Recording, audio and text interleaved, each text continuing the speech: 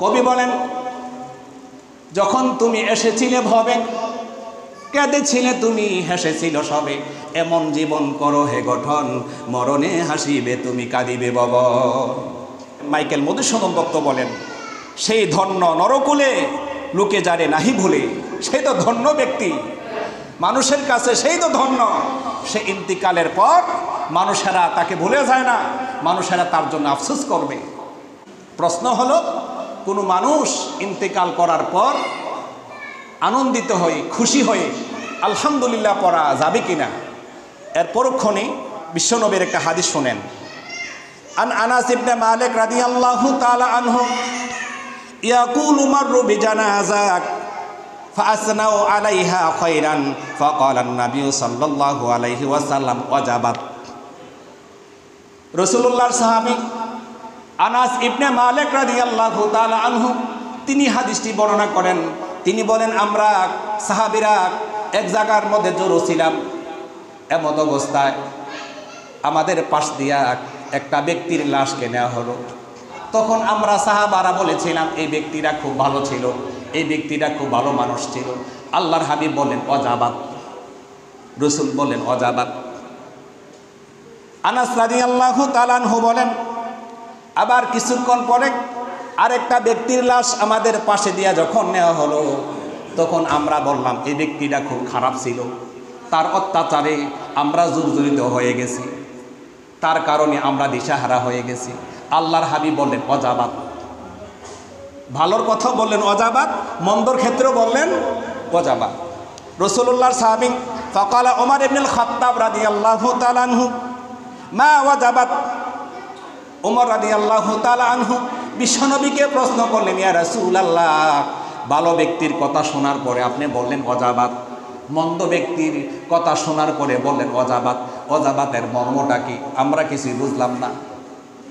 আল্লাহর হাবিব বললেন, ওমর তুমি শোনো, প্রথম ব্যক্তিকে যখন নেওয়া হচ্ছিল, তোমরা যখন তার প্রশংসা করেছিলা, আমি বলেছিলাম ওয়াজাবাত, আল্লাহ তাআলা তার জন্য জান্নাতকে ওয়াজিব করে দিয়েছেন, পড়েন না সুবহানাল্লাহ। দ্বিতীয়বার আরেক ব্যক্তির লাশটা যখন নেওয়া হচ্ছিল, তোমরা যখন তার তুচ্ছ তাচ্ছিল্য করছিলা, আমি তখন বলেছিলাম ওয়াজাবাত, এই ওয়াজাবাতের বিনিময় আল্লাহ তাআলা তার জন্য জাহান্নামকে ওয়াজিব করে দিয়েছেন, করেন না নাউজুবিল্লাহ। মুফাসসিরিনে কেরাম, মুহাদ্দিসিনে কেরাম বলেন, কোনো মানুষ যখন মারা যায়, তার অতিষ্ঠ জাতি বা সম্প্রদায় বা সমাজের মানুষ যখন অতিষ্ঠ হয়ে যায়, তারা যখন মনে মনে যখন আনন্দিত হয়, যখন পরে আলহামদুলিল্লাহ, রাসূল বলেন আল্লাহ তার জন্য তার জীবনে যত আমল ছিল, আমলগুলো বরবাদ করে দিয়া তার জন্য জাহান্নামকে ওয়াজিব করে দেন, করেন না নাউজুবিল্লাহ। কবি বলেন, যখন তুমি এসেছিলে ভবে, কেঁদেছিলে তুমি, হেসেছিল সবে, এমন জীবন করো হে গঠন, মরণে হাসিবে তুমি, কাঁদিবে বব। আমি এবং আপনি যখন দুনিয়ার মধ্যে এসেছিলাম, ওয়া ওয়া শব্দ করে কান্না করেছিলাম। আমার মা এবং আমাদের দুনিয়ার মানুষেরা, পাড়া প্রতিবেশীরা সবাই খুশি হয়েছিল, হয় নাই? অমুকের ঘরে ছেলে হয়েছে, বংশের প্রদীপ উজ্জ্বলিত হয়েছে, সকলে খুশি হয়েছিল। কিন্তু আমি এবং আপনি দুনিয়ার মধ্যে আসার পরে ওয়া ওয়া শব্দ করে কান্না করেছিলাম। কবি বলেন, এমন জীবন গড় গঠন, যে গঠনের মাধ্যমে দুনিয়া থেকে তুমি চলে যাইবা। দুনিয়ার মানুষেরা তুমি যখন কাঁদতে কাঁদতে দুনিয়ার মধ্যে চলে যাইবা, মরণের যে যন্ত্রণা, মরণের যন্ত্রণার কারণে মানুষেরা অতিষ্ঠ হয়ে যায়, চোখের মধ্যে পানি আসে। হাদিসের মধ্যে আসছে, মানুষের মরণের যন্ত্রণাটা এমনটুকু হয়, গোটা পৃথিবীর সকল পানি যদি বান্দার মুখের মধ্যে ঢেলে দেয়, বান্দার পানির পিপাসাটুকু মিটবে না।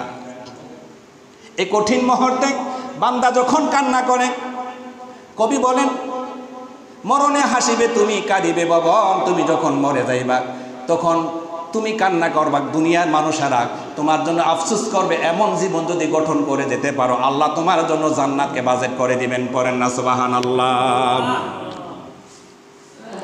অন্য এক কবি বলেন, মাইকেল মধুসূদন দত্ত বলেন, সেই ধন্য নরকুলে লোকে যারে নাহি ভুলে, সেই তো ধন্য ব্যক্তি মানুষের কাছে, সেই তো ধন্য।